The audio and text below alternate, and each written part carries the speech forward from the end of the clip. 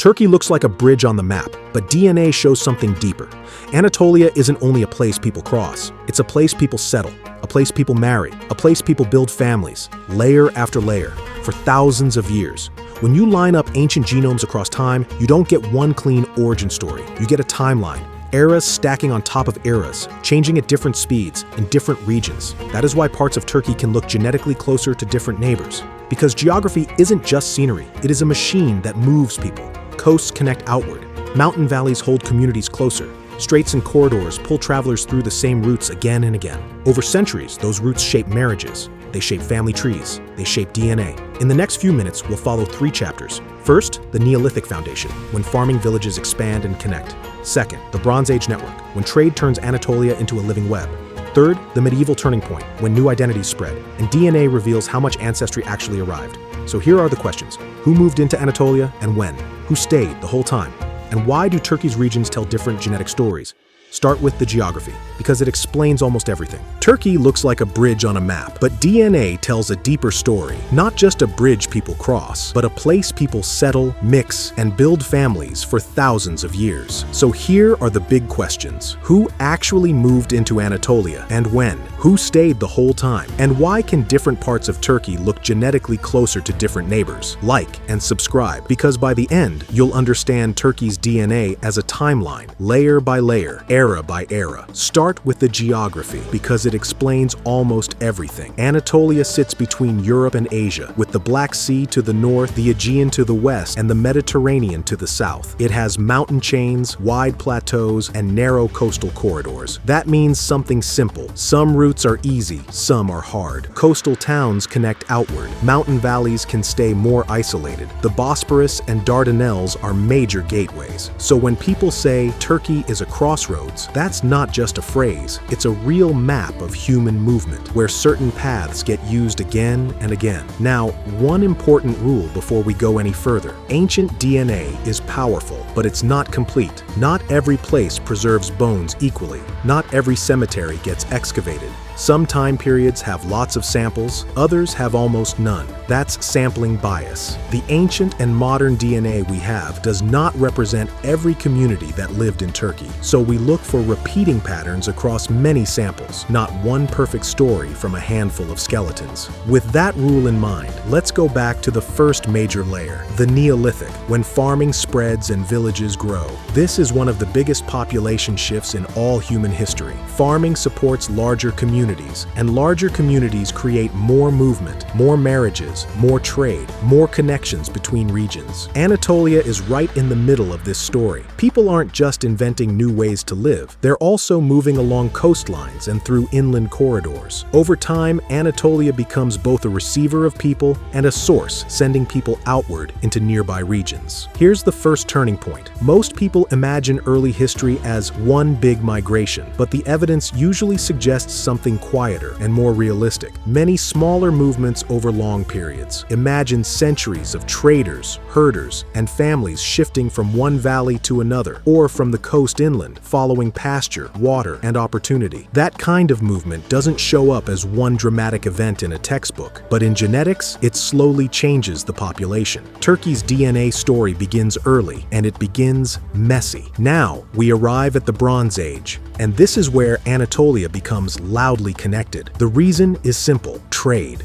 Bronze requires copper and tin, and those resources come from different places. Trade routes matter, ports matter, mountain passes matter. When trade becomes regular, people become regular too. Merchants, sailors, craftsmen, and their families moving between hubs. This is the moment when Anatolia is not just a landmass, it's a network, and networks create mixing, especially in towns and along coastlines. But then something strange appears when you compare different regions. You don't get one uniform Anatolian genome, you get variation. Some areas look like they've been more connected to the Aegean world. Others show more influence from the Caucasus-facing routes. Some inland communities look more stable over time. This is the detail most people miss. Even within one country, geography creates different DNA histories. Turkey isn't one crossroads, it's many crossroads stacked together. Now we need to handle a common misunderstanding about ancient peoples. In history, we often hear names: Hittites, Phrygians, Lydians, and it can sound like one population replaces another. But genetics rarely shows a clean swap across an entire region this large. More often, it shows continuity plus additions. New groups can arrive, and their ancestry can spread, but usually in uneven ways. Sometimes a new elite changes language and culture quickly, while the overall ancestry changes more gradually through intermarriage over generations. So the DNA question is not, did newcomers exist? The better question is, how many arrived, where did they settle, and how much did their ancestry spread into the wider population?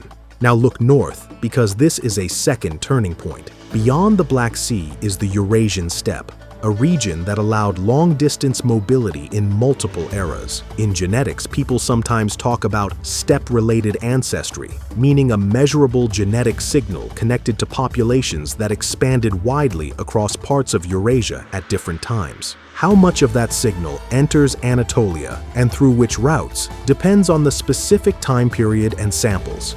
And it's an area where researchers still refine the picture. The careful, responsible phrasing is this: evidence suggests complex interactions and some incoming influence, but not a single uniform wave that replaces everyone. And that matters because it keeps bringing us back to the same theme. Anatolia absorbs influences differently depending on region. Now we reach the classical and late antique worlds, Greek city networks, then larger imperial systems. You don't need to memorize every empire name.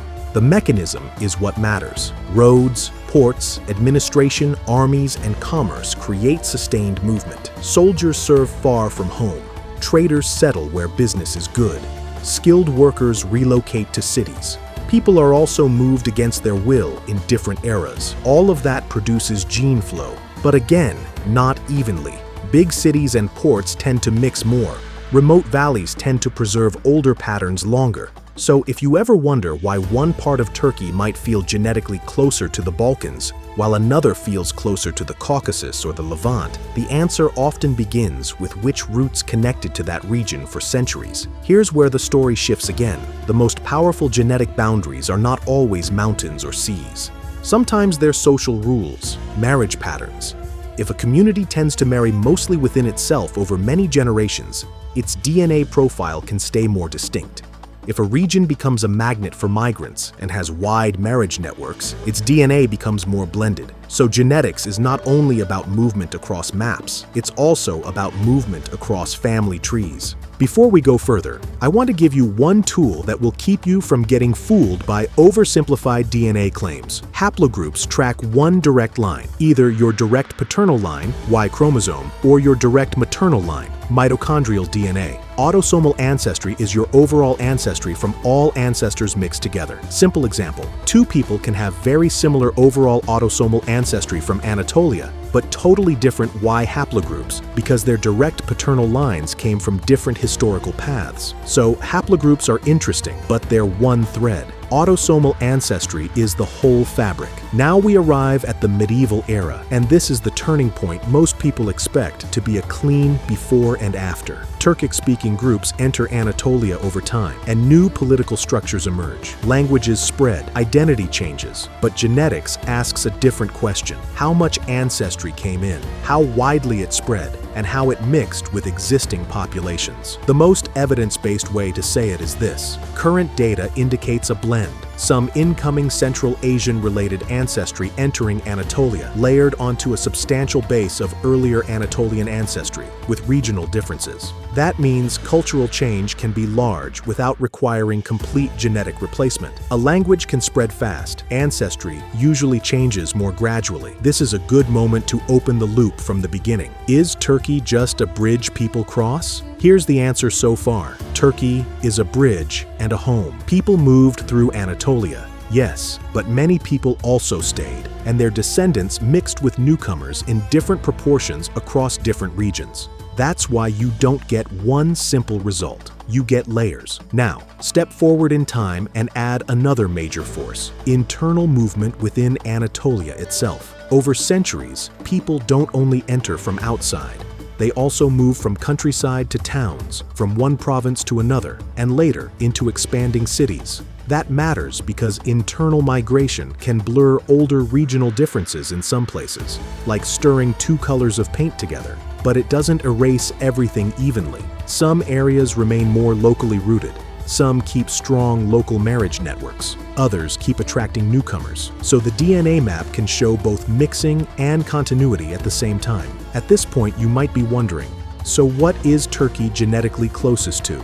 Europe or Asia? And the most honest answer is, it depends on the scale and the region. On a broad scale, Anatolia shares ancestry connections with both southeastern Europe and Western Asia because it has been connected to both for thousands of years. But within Turkey, the picture is more detailed. Coastlines, border regions, and mountain interiors can carry different blends. That's not surprising, because the corridors are different. And this is exactly why a single average Turkish DNA can be misleading. Averages hide geography. Now we add one more set of concepts that explains why populations can look distinct without a huge migration. Over time, genetic drift, random change in ancestry frequencies, can make smaller or more isolated populations look more unique. A founder effect can happen if a community grows from a relatively small group, amplifying certain lineages. A bottleneck can happen if a population shrinks for a period, changing which lineages become common later. These aren't dramatic movie events, they're slow forces, but they can shape the signal you see today, especially in regions that stayed more isolated for longer stretches. So what's the clean, clear takeaway? Turkey's DNA history is unique because Anatolia has been, for millennia,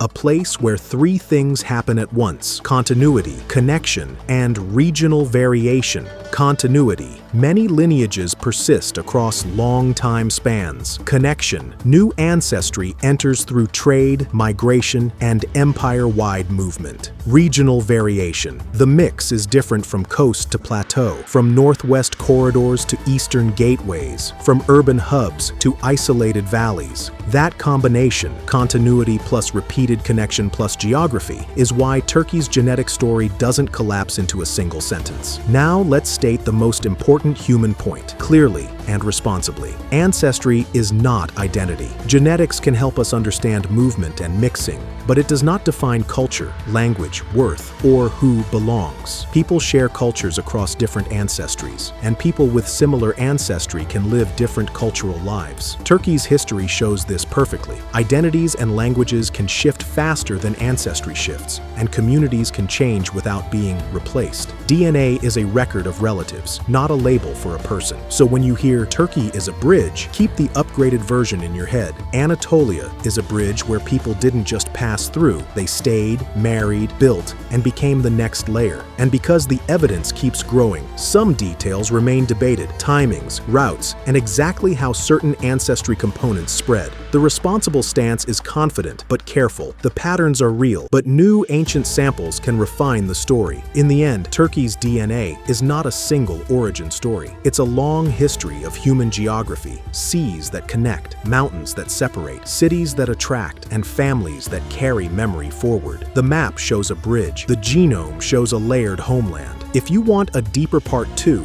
tell me where to zoom in: the Aegean coast, Cappadocia and the Central Plateau, the Black Sea region, or the Southeast. Which region's DNA story do you want us to trace next? And what mystery are you hoping it answers?